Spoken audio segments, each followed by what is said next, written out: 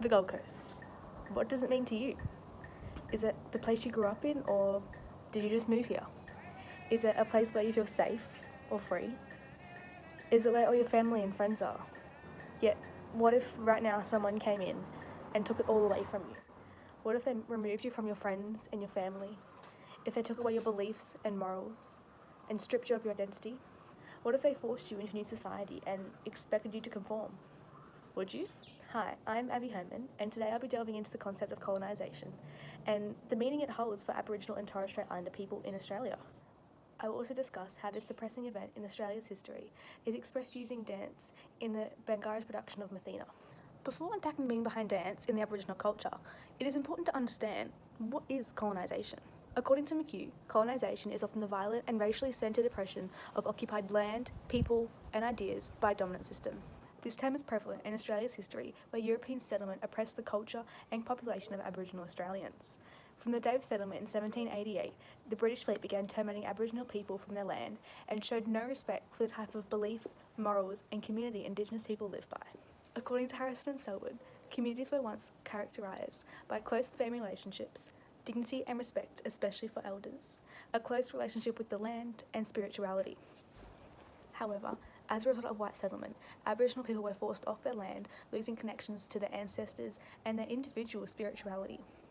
This abolishment of Aboriginal culture happened so rapidly that only half of the 5,000 to 8,000 Aboriginal people living near Sydney remained. Yet, even now, of the 250 distinct Aboriginal and Torres Strait Islander languages, only 20 are considered healthy and spoken within communities today. So, what if someone removed you from the Gold Coast and took away all the places that hold meaning to you? Would you even consider conforming to their way of life? Unfortunately, removing Aboriginal people from their land was not enough for the British fleet.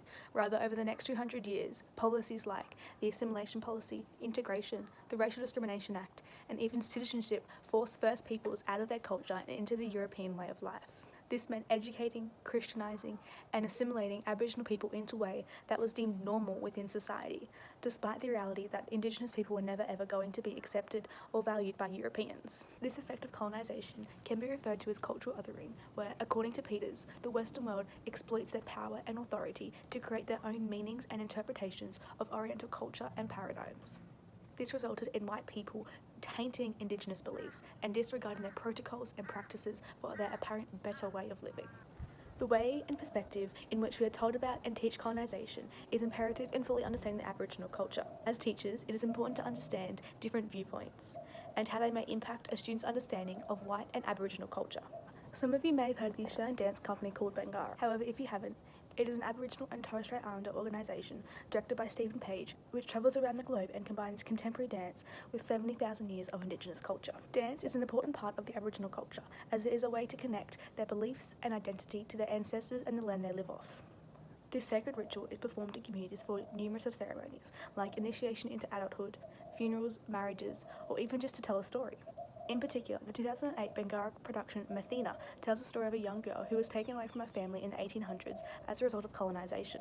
The dance begins with the first section called Father and represents the sacred and holistic ground where the girl was raised. This is a representation of the life Aboriginal lives before colonisation, where the girl's identity and spirituality were formed by the ancestral beliefs and a connection to land and community. The music and instruments used vividly depict Indigenous culture and help maintain the relationship between the girl's identity and beliefs.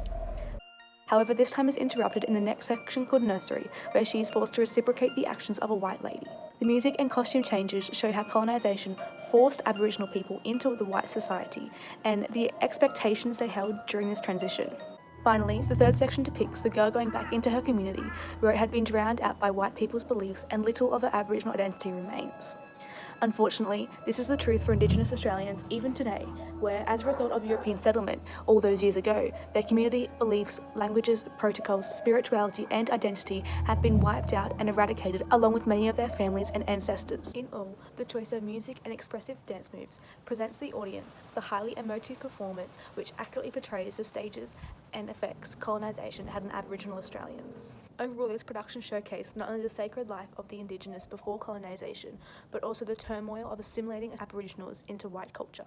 Colonisation is not only an event in Australia's history, but is a point where First Peoples' beliefs and culture were disregarded in substitution for white society. The impact of this event needs to be taken into consideration not just in society, but also in the classroom, as it is vital in knowing how a student's background and experience can influence their learning. This idea is expressed in Australian professional standards for teaching, where it is important to not treat Aboriginal students differently, but to treat them with respect, as well as have an understanding of colonisation and just how much of an impact it had and still has on their culture.